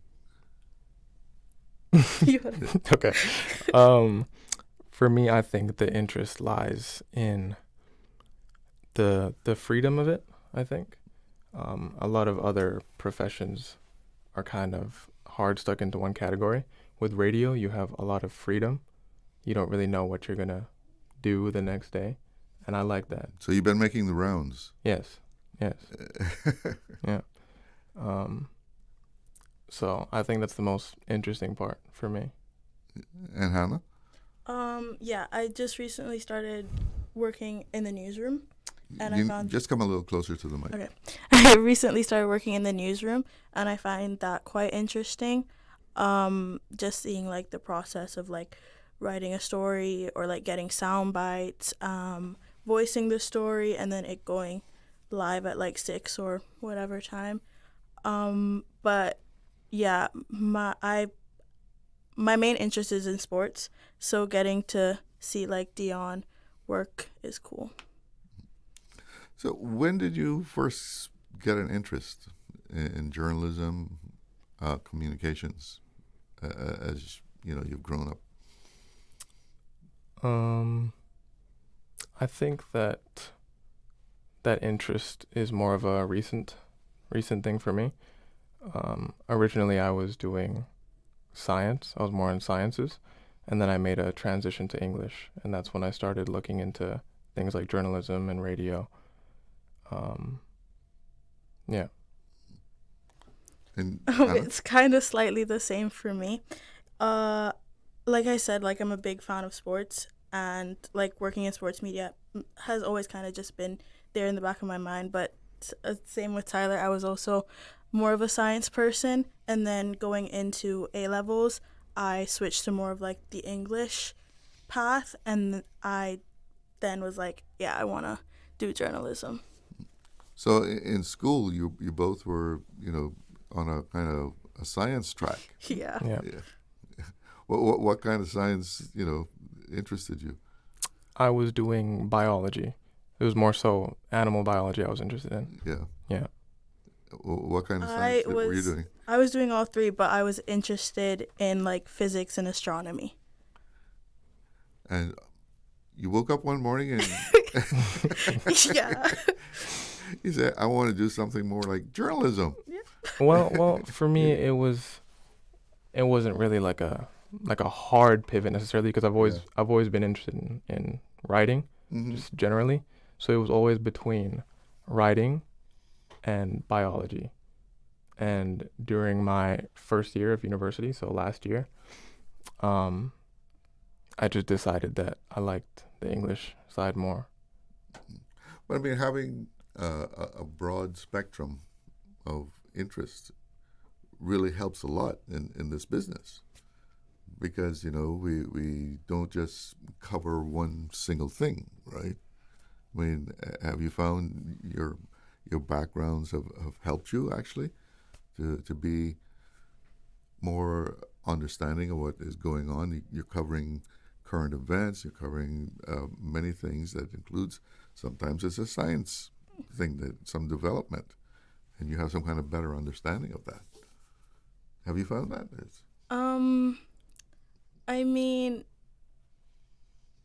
It could definitely help. Like, it's definitely like good to have different interests, so I could find multitudes of stories interesting and stuff like that. But yeah, it's more of like, maybe slightly, yeah. Tyler? For me, I think so, but for me, it's more so a learning curve, rather than my previous experience being something that helps me a lot. I think this has just been something that has taught me a lot, because there's just so many things that come up on the radio, so many things that you have the chance to look into and produce, that you end up learning more, I think. So are you interested in on-air work or production? Or production, definitely. That's you like to be in there. Oh, yeah. On the computer Yeah. editing? Yeah. Yeah. So have you actually done some production that has aired? Yes. What might people have heard some of your work? In the newsroom, I've been doing headlines. I've done a couple 6 p.m. stories as well. Mm-hmm. So you do the editing on the electronics editing of that? Yes, and the voicing of it. Yeah. Oh, but you have the Yeah. So you've done the voicing also. Yes. Yeah. Yeah. Yeah, and editing is so much easier today than when I learned to edit. Oh yeah. Mr. Banks was. Okay, he went through it with the whole process. Yeah. With the razor blade Yeah. and the editing block. Yes. Cutting your fingers with. Oh yeah, very tedious. Yeah. Yeah. And where do you see yourself being as far as in broadcasting, if you do pursue that line? What do you like most? So I am definitely more interested in like the broadcasting, like TV side of things, on-air side of things. I do want to work in sports broadcasting in the future, so I see myself like doing like reporting work and stuff like that. Mm-hmm. But and you would like to go on to TV? Yes, probably. Well, okay. So when you go back to school now, what are you going to be doing in the UK at Leeds? So I'm going into my second year now at university, and I think we're working more of like in like the production side of things right now. First year was more of like getting to know the skills it takes. We did a few tasks like interviewing. We produced a few articles. We learned how to edit on Adobe. But now I feel like we're gonna move more into like being on screen, working with the production side of things. Yeah, I think that's what we're gonna do. So, Tyler, where do you see yourself going after this internship? So currently in university, I'm going into my third year. Where are you at? I'm at MSVU in Halifax, Canada. Okay, and is you just taking a broadcasting degree, or what are you? I'm doing a Bachelor of English right now. A Bachelor of English. Yeah. Okay. And then from there, I choose where I want to branch out. Yeah. So back to the English courses. I mean, are there broadcasting opportunities at a university? At mine, no. No, I don't believe there is. No. Mm-hmm. But I'm sure there's something that would still correspond in some way. Yeah. Yeah. So you've written some of the news stories too? Yes. All right. Well, that's very good experience. It is. Yes. Yeah. Okay. Well, it's been a pleasure to meet you all. I'm not around here all day, so I don't really run into a lot of people. Yeah. But it's been a pleasure to meet you. Tyler Stewart and Hannah Jackson, interns at Radio Cayman, and most likely in the future you'll be hearing more from them on Radio Cayman or elsewhere. You all have a good afternoon. Good to talk. You as well. Thank you very much. Thank you. It's 15 minutes going up to 2 o'clock. Let's take a little break. Be right back. We're going to open up the phone lines. Did you know that Doctors Hospital provides urgent care services 24 hours a day, 7 days a week? And Doctors Hospital's urgent care physicians have access to the most advanced MRI and CT imaging in the Caribbean, providing reliable diagnostics when you need it most. When you need quality urgent care for an illness or injury, Doctors Hospital is here for you 24/7. Whether it's a migraine, chest or abdominal pain, shortness of breath, broken bones, or another urgent need, Doctors Hospital at the top of Walker's Road. Urgent care right now. Cineco's parametric insurance after hurricanes is now available for motor policies. Fixed automatic payouts cover incidental vehicle expenses like fuel, cleanup, and minor repairs. No claims, no damage required. $200 for comprehensive policies or $100 for third-party policies. Available exclusively through Cineco and included with all new motor insurance policies and upon renewal for current policies. Visit Cineco.ky today. Cineco, keeping Cayman covered. Dear Grand Cayman, we write to you from the future. If you look to your right or maybe your left, you will notice a huge landmark. Mount Trashmore? We write from the future to beg you to stop. Please help us avoid catastrophe. You must stop by the Interact Eco Fest to avoid dire consequences. Saturday, August 8th, 2 to 5:30 p.m. at the Arc. There, you will find everything that we know of at the moment to guide you. Don't forget this date, August 8th, 2 p.m. at the Arc. The future of Grand Cayman depends on you. This message was entrusted and delivered in good faith by the Interact Central Cayman Islands, sponsored by Rotary Central Cayman Islands. Let the youth be your guide. Hi, this is Gary King from Totally 80s. My special guest this week is Debbie Gibson.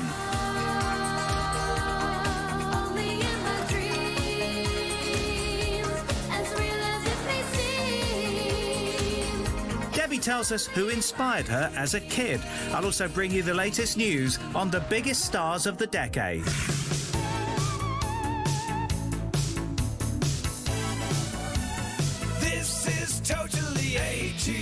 Heard on Saturdays from 2 until 4 p.m. on Breeze 105.3 and 91.9. Radio Cayman's Talk Today.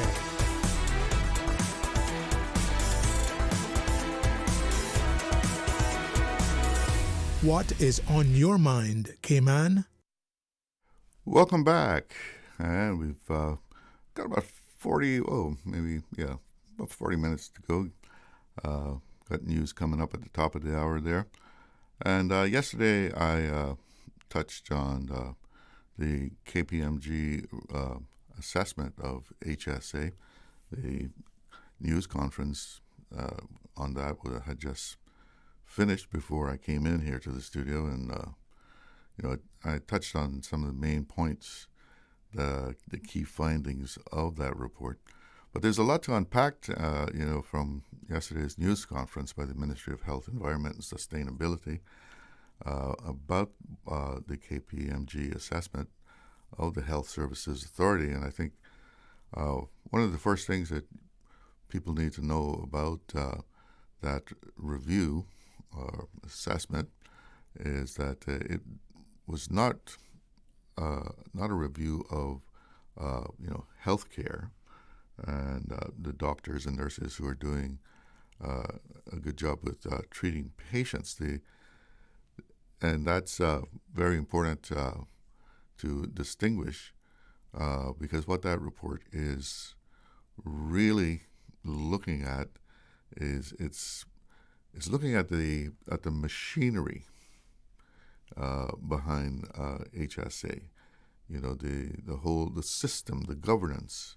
The board, senior management, accountability, decision-making, communication, strategic planning, and the way the organization is really managed.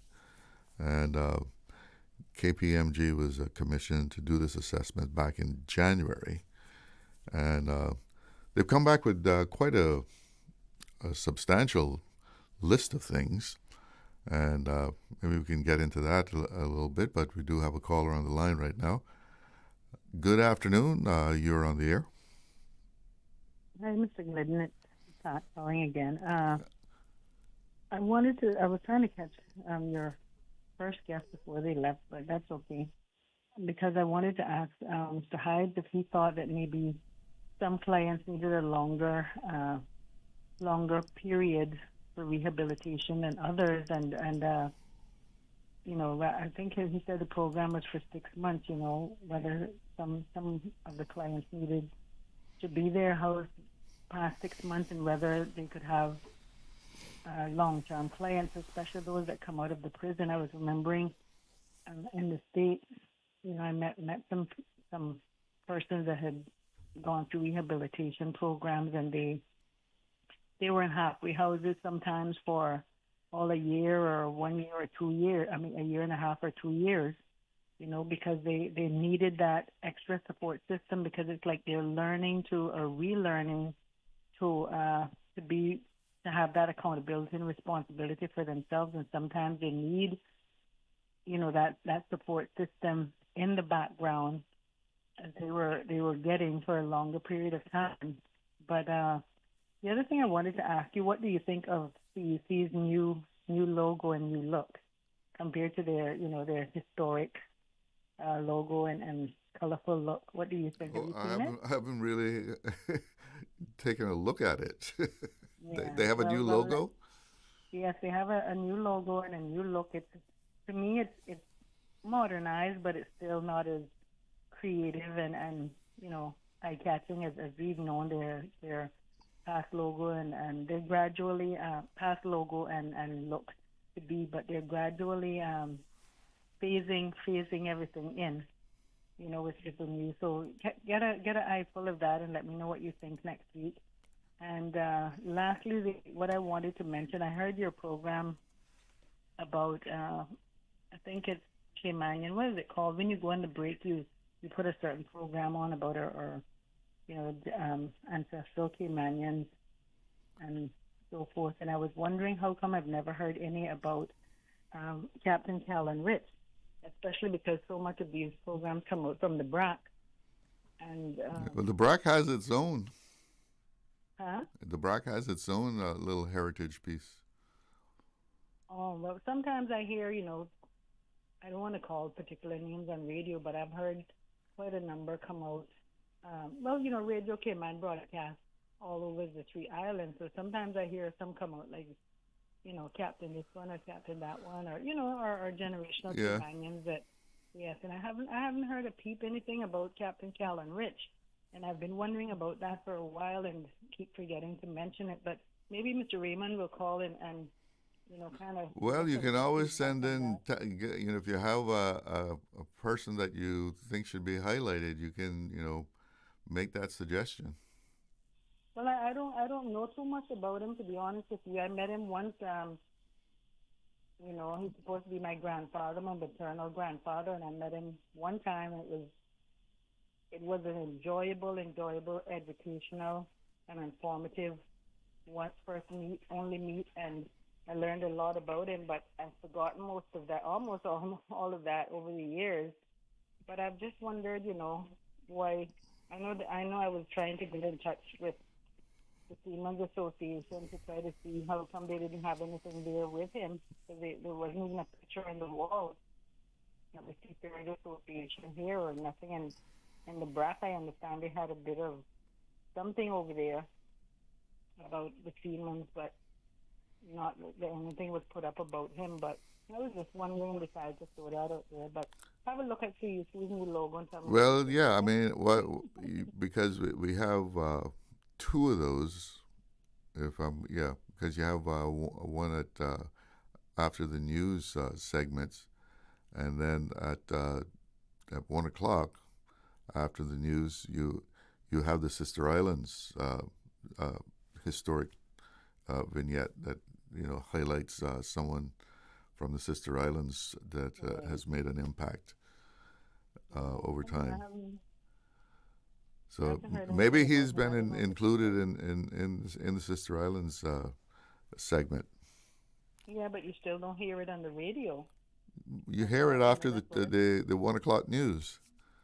Trust me, Mr. Glidden, I've been listening to it for a long time, and I don't hear a thing about Mr. Callum. So if you guys have it, somebody can direct me to where it is, so I don't contest it. Well, I think they're only played on the air. Yeah, but that's what I'm saying. You have to be listening. I've never heard it. Yeah, I definitely listen, but I haven't heard it. So maybe you can follow up on that too, and see if they have anything. I'll assign that to Susan.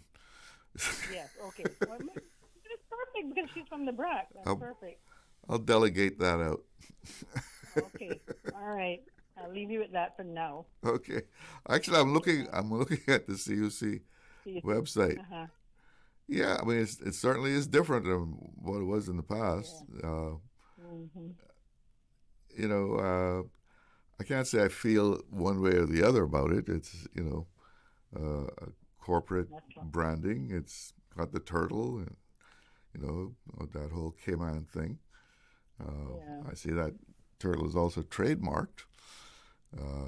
It's a modern take on the symbols that they've used in the past. So yeah, I guess that has to happen. Foster's I heard that they sold their business to another investor, and they rebranded. I like that rebrand. The new Foster look, but I don't know about PUC. I'm still up in the air about that. Just thought I'd share that with you. Okay. All right. Yeah, you have a good afternoon. Now that I've gone to the website here, there's definitely a refreshed CUC logo here. The branding has been kind of updated, a different kind of style, more. What would you call it? Minimalist? Is that a minimalist kind of style? Very clean, very straightforward, not a lot of fuss, and I guess it's in keeping with the way in which these kind of things go these days, and graphic arts. You talk about AI, I would think one of the things that are under threat is, people who have an interest in going into the graphic arts, because what AI can do these days is absolutely astounding. You, with words, paint a description of what you want something to be, and you can keep honing it until you get what you want. Tell it to do this change, that change, and I think people are going after a more clean look, right? Not a lot of razzle dazzle into their logos, just something that is striking and not complicated. That's why I would call it to be a minimalist kind of look. Yeah. But that's what they've done. I still see Sparky on here though. The Sparky, the turtle with the lightning bolt thing, and he's got his hard hat. I guess I'm looking at that picture. This is actually I got fooled. I guess that's the reason I'm seeing it is because it's actually on a helmet of the picture. So this guy's got to get his helmet updated with the new logo on it. take Sparky off and put the turtle with CUC on his helmet. But they'll have to redo everything now. All the I guess clothing and stuff that they wear as part of their uniforms. They'll have to get brand new stuff with the new logo. It's 2:00. Let's see what's making news. From Radio Cayman's newsroom, this is Headlines. The headline news is brought to you by Kirk Market. With your latest headlines, I'm Elizabeth Charles. DART has introduced 3 WorkX students assigned to teams across its businesses. In a statement today, DART says Diamond White is working with IT, Jade Robinson with legal, and Roman Rivers Berry with engineering. The company says students are assigned projects that meet business objectives and work alongside professionals in their chosen fields. In international news, German investigators say an explosive-laden drone found at a local airport was intended to blow up an aircraft. The Financial Times reported that the federal prosecutor has taken over the case. Police are examining possible Russian involvement, but Germany has made no public attribution and no suspects have been arrested so far. In other news, the U.S. Pentagon has released 41 declassified files on unidentified anomalous phenomena, including videos, images, and documents. In a BBC report, the latest batch includes footage of a sphere traveling over a Middle East residential area in 2025 and an orb over the Gulf of Oman in 2021. The Pentagon says more documents will follow. Those are the latest headlines. I'm Elizabeth Charles. www.radiocayman.gov.ky. Check out our social media pages: Facebook, YouTube, X, formerly Twitter, Radio Cayman Headline News.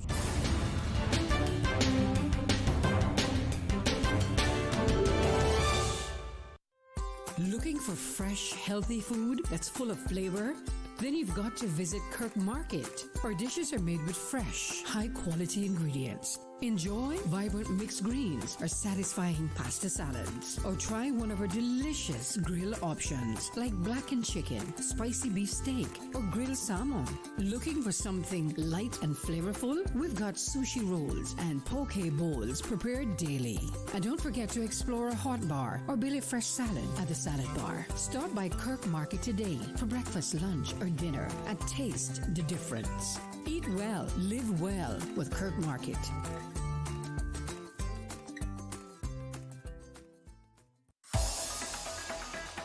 Radio Cayman's Talk Today.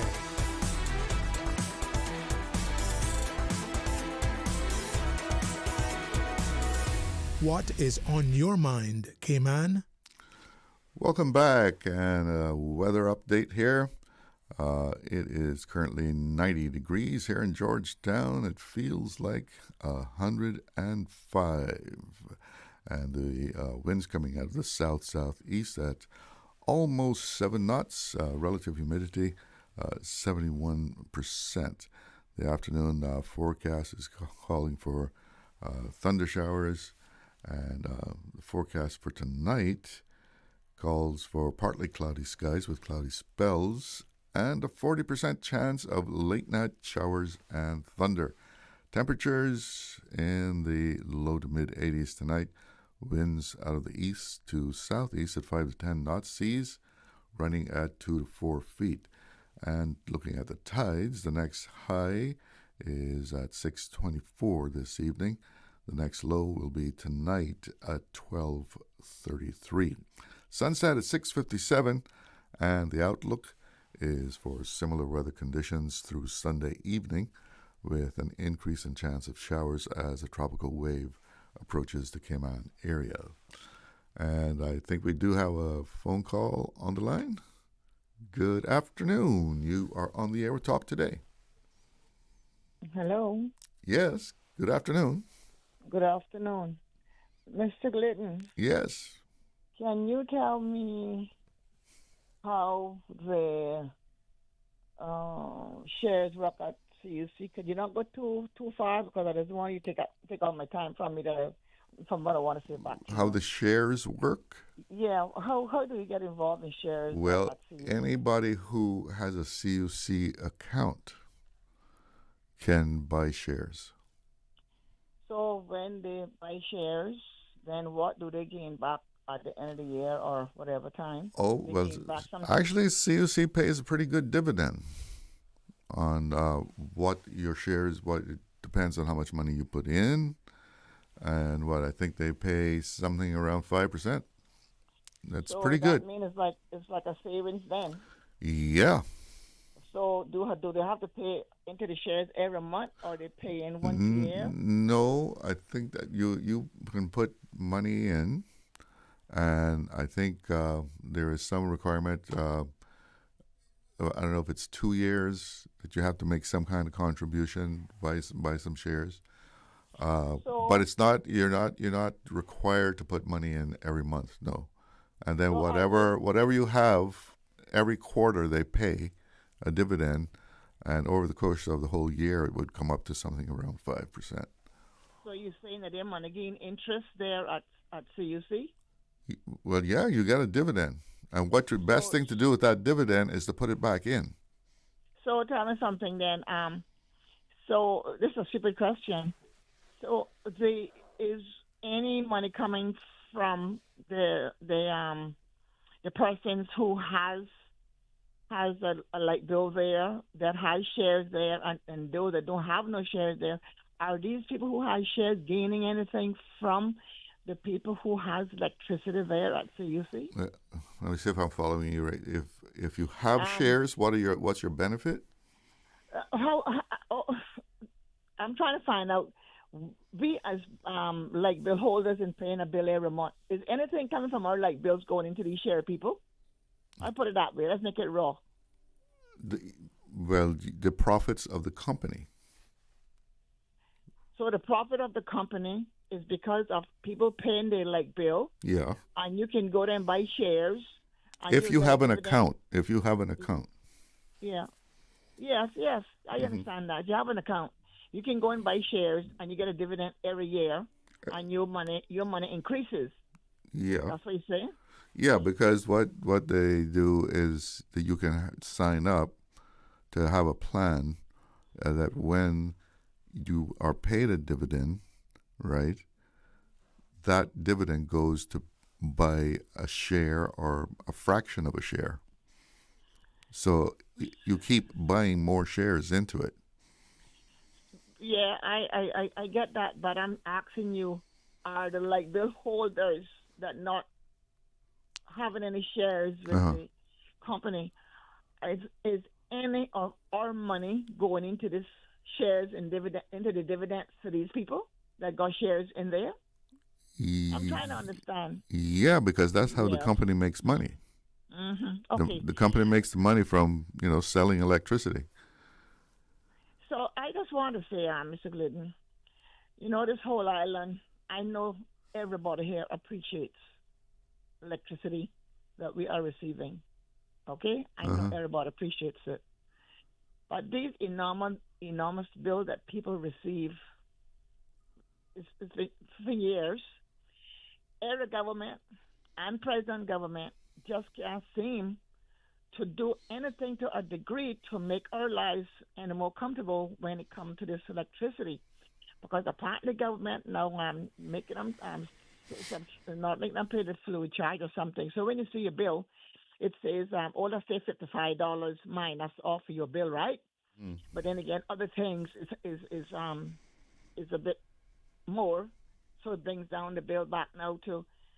I'm going to say this to, I guess, what they want to be, because they increased it on this and they increased it on that, but yet government giving a break on the fluid to us, they say, but yet on the import duty on the fluid on the fuel.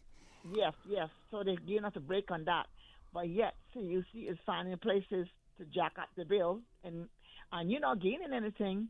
You're not gaining anything when you say government is trying to ease the headache of the individuals here on this island, because when you can have a light bill for one individual, $216, $278, and then it goes to $300 now dollars. They're just trickling. It's just going higher and higher as the months go by. I am not saying we don't appreciate CUC. Don't get me wrong. People out there, don't get me wrong. We all appreciate CUC, but I cannot understand. I understand the government keeps signing these contracts to I can put it this in raw words. One electricity company in the Cayman Islands, and I could be wrong, and they could correct me, please. And I don't want you to correct me, Mr. because I don't want you to take my time. Okay, I want to give someone an opportunity to call. If CUC is doing this to us, and if we as a small island, some government years ago, and I think it was under McKeever watch, someone can call it, correct me, that we end up getting another telephone company in this island because we were crying about cable wireless this and cable wireless that. We got a second telephone company in the island, and yet you came on when in the 70s? Was it the 70s? I'm not sure. 70s? Yeah. I think it was in the 70s. It's been here for seems like forever. Exactly, in the 20s. I mean, in the 70s, I believe 70s, something 69 and 70s, whatever. And this is 2026. And you want to tell me that no government can see no foresight of seeing about bringing another company to this island to try to ease up on the people that can barely pay these light bills. I am not saying that we don't appreciate CUC. We appreciate. Yeah, that would get kind of complicated though with two providers of electricity in this community. But how did it get complicated with two telephone companies on the island? Different kind of utility going on. But I'm going to wrap this up soon in 2 more minutes. But I just want to say, and I'm going to use this term, and please don't take it as that I'm being extremely rude, but CUC been raping the people of these islands with this electricity. And then it comes up and give us the quarterly of what they have came in with in finance of their money. And then again, we got people who getting their electricity cut off. And to turn that little switch back on is going to cost $60 to cut your electricity back off. And we can't demand CUC to keep no bottom because it's their electricity. And we ain't got no government, and I don't think any government should have the right to go and say, put back on Mary Jane like Bill, like son for her. That I'm not saying we should be looking for that. You understand? Don't get me wrong. But I really, truly believe that something really needs to be done because then CUC is just doing the things and nobody can stand up to CUC. The majority of the government people, past, present, are shares in CUC. Oh, we got people I got some shares in it, yeah. Oh, you do, eh? Mm-hmm. I got to come knock on your door for some of that the dividend, when it's whatever the word is going to come. No, I put my dividends back in, buy more shares. I believe you. But, you got some people, they can afford it like Bill. I take my hat off to them, and I'm proud of them. But not everybody can afford it like Bill in this island no more, as far as I'm concerned. And something about CUC, I'm telling people to cut off the air conditioning while they're not home. I mean, if you cut off your AC and your house for 8 to 10 hours a day, and you just go back home and turn your AC on, your house would not have some sort of heat in that house to try to cool down. When you put that AC on, that AC gonna sort of like suck some of that heat while they try and throw some coolness up for you. I'm just asking because I never heard of any company, any telephone company telling people to cut the electricity off because CUC is going and look at every corner to come out here and tell us all kind of garbage, and we got some people who believes in it. I do not believe in it because I live in America for 3 days, less than 10 years, and I have never heard a company telling people to cut the electricity off. Mr. Glidden, when I was there, my light bill was $89 a month for electricity for my summertime. When my winter time came, went up to $10 more, $90 per month. And I was like less than 3 to 5 days of 10 years in the Florida area. I know things have changed since those days, and that's some good years gone by. Don't get me wrong. But we just cannot sit down here and keep this going on. Like I said, we appreciate them, but something is wrong. One person in one house, no central air, putting on their unit when night comes, punished in the daytime, in the heat, to put it on at night, and then you got a $300 like bill for one person. Have you looked at the breakdown of the bill though? I look at it, but to me, that's like I mean, looking at the actual cost of the electricity is often, almost less than the fuel charge. Let's say the electricity is 100 and change. The fluid charge has a mind. That's by it. In other words, like they never charge you for it. It has a mind. So you're getting the benefit of this waiver on the fuel. If they're on the paper, but I don't have no proof it's been subtracted. They can put anything on paper. Well, you can add it up, and do the calculations there. Why is it like they'll keep going up and they're subtracting that? But I know you have other calls to come. Well, actually, I got to go to the break right now. But thanks for the call. Have a good weekend. Good. Going to take a break. Be right back. Freedom, Cayman Rack. Freedom, Little Cayman. Soft breezes, blue waters, no traffic. Unwind and rejuvenate your mind, body, and soul. Sister Island Staycations, a taste of freedom. Discover all that our sister islands have to offer.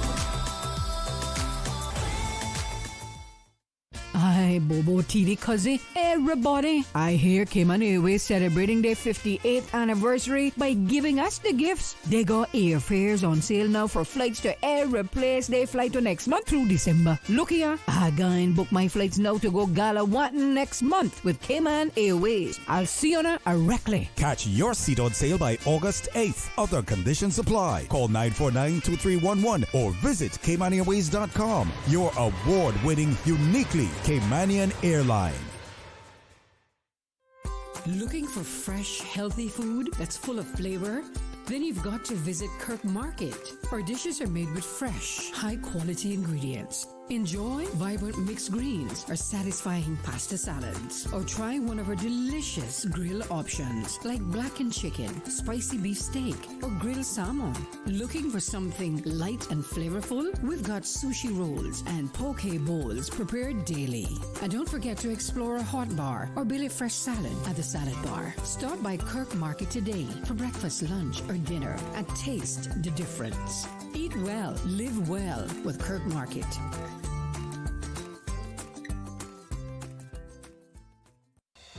Housing in the Cayman Islands affects families, renters, first-time buyers, seniors, and vulnerable residents. The Cayman Islands Public and Affordable Housing Policy and 10-year strategic plan provide a coordinated framework to improve housing access, increase supply, and guide phased implementation over time.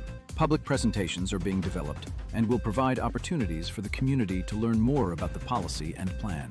Learn more and get the facts at gov.ky/housing plan.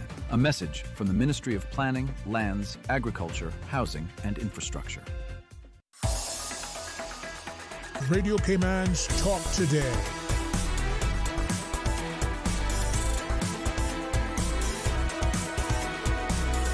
What is on your mind, Cayman? Welcome back, and quickly here, if you are a customer of CUC, I would highly recommend, if you haven't already, to become a shareholder. It takes something like $25 to get started. A minimum of $25 can buy you some shares in CUC, and I think a share is going now for about $14 and something cents US, right? 14 something US is the price of a share right now, and a minimum of $25 to get you started. And you could go every month and put some money in if you want to. So the maximum that you can put in annually is $12,000, but you can go and put in a little bit, at least $25 a month. If you're young and you already have an account, imagine doing that for 20 years. The amount that would accumulate over 20 years, and then you also take the dividend that you are paid quarterly, and reinvest that into CUC. So you're buying shares with money that you're not even taking out of your pocket. Let's see if we can get some calls in here. We're going to get some calls in here. We've got about 10 minutes to go. Let's take a first one. Let's take a WhatsApp call. Good afternoon. You're on the air. Yeah, good afternoon, Chalo. Yes. How are you doing? We're on your favorite subject, CUC. Yeah, CUC. Yeah, I got a friend from South Africa. He said he put $200,000 in CUC for shares. And he said that was like putting his money down in the garbage. Oh, I don't know how he can come up with that though. And that's what he told me. That's what he told me. And he isn't a broke man either. Yeah, he isn't a broke man. But he told me that was a waste of time. And at 5% a year? yeah, and try don't be encouraging people about buying shares in CUC because I would encourage them. I will encourage them to buy because that's one of the few places that you, a Caymanian locally, can buy shares in a company that pays a good dividend. You don't have to go through any brokers. There's no commissions to be paid. You just go directly to CUC and buy the shares. Yeah, I would encourage anybody who has an account with CUC to buy shares. Yeah, but what's going on in Cayman now concerning CUC? The majority of the people are suffering now with like bills from CUC. Okay, so that's why I'm saying that. And when it comes now about the fuel bill, it comes like they're making the customers pay for all the fuel, and then this break now that the government has given people now, it seems as though they're saying that the bill isn't going to be that high for the next 3 months because of the break the government gave them. Or not as high as it would have been. Yeah, but you imagine after this break now, what a light bill gonna be. And then you got Ralston Anglin giving them the okay for everything that they're doing with a big smile on his face, like it's something funny about this. What's going on with the poor people in Cayman can't even save $1 because of CUC going up every year with their light bill. They can't even save $1 to go away with their children and their family for not even once a year for a good vacation because of greed of people like CUC. Government has now given CUC the power to do as they please. And then they were speaking about the premier, Andre Ebanks was speaking about concerning the cost of living and what is causing the cost of living. And he mentioned it was CUC. Now they're giving CUC now the okay to do whatever they please and to do whatever they want to do. I don't think it's quite that way that they can do whatever they please. I mean, they can have a rate adjustment every year, but they got to show what's also happening. And Off-Reg takes a close look at the books of CUC on a regular basis. They just don't say CUC gives them a report and says, this is what our financials are. They actually see the financials. But listen, I got a number of callers, and I've only got less than 7 minutes. So let me get to another caller. Good to hear from you. Let's take another call. Good afternoon. You're on the air with Talk Today. Hello, are you there? Hello, Mr. Charlo. Yeah, hello. How you doing, sir? I'm doing fine. You? Oh, not bad. I'm real inspired by the Cayman Islands government, NCFC, and the CPA, and all those other people involved, NCC, when it concerns the whole issue of the initiative of Cayman Forward. Those words are very strong and powerful words, and it can encourage you on the right track in so many different ways when you just think about the word Cayman Forward. Good positive thoughts. But I have a little poem here, Mr. Well, I don't have time for the poem today, though, Greg. Okay, we got 6 minutes, and the phone lines are all loaded. Okay, Let's try and do that Monday, all right? Okay. Okay, let's take another call. Good afternoon. You're on the air. Hello. Yes, you're on the air. Good afternoon. Good afternoon, Mr. Glidden. How are you doing? I'm fine, and you? Okay, I'm good. The previous caller, the lady that was talking about CUC, when it comes to any opportunity about trying to get competition for CUC, let her to know that that train has long gone. A few years ago, Mr. Rankin had brought it up over and over. I heard it over the radio and on internet and stuff, where he was talking about the license pertaining to CUC was coming up shortly. So if at anything, government could have tried to negotiate the deal with them. Unfortunately, when it comes to that contract, I understood that contract, in order for government to go back to the drawing board with them to try to negotiate a better deal, government had in the contract, it seems like they had to notify CUC for a period of time before the time come. And unfortunately, that fall, I believe at the time, I don't know if it was off reg that it fall done. None of them remembered anything about it. And that was one of the most saddening, unfortunate things that I've ever heard in this country. And I've said it out before. Everybody in that department should have been fired, because something is that affects our people in this country that's so important and constantly talk about between CUC, the banks, and the gas stations and stuff, and they drop the ball on that. Then when she come back, or when this gentleman come around talking about with CUC investment, I don't have a problem. I would invest. I haven't did it, but I would invest as well. But at the same time, he's saying that the gentleman say, I think anything that you could invest in that don't how you're paying all the people fees and stuff would be a good idea. That's my take on what they were talking about. But let that lady know we cannot do nothing. If the government want, they could break that contract and go to court with it and fight it. Unfortunately, none of them are willing to do that. And that's why we're in the situation we're in today. Yeah, okay. Thank you very much. But, in most places, local electric utilities operate as legal, regulated monopolies. And the reason that they're giving exclusive rights to provide power to a specific area is because, building duplicate grids of power lines and poles is not, it's inefficient and it's too costly. Let's take another call. Good afternoon. You're on the air.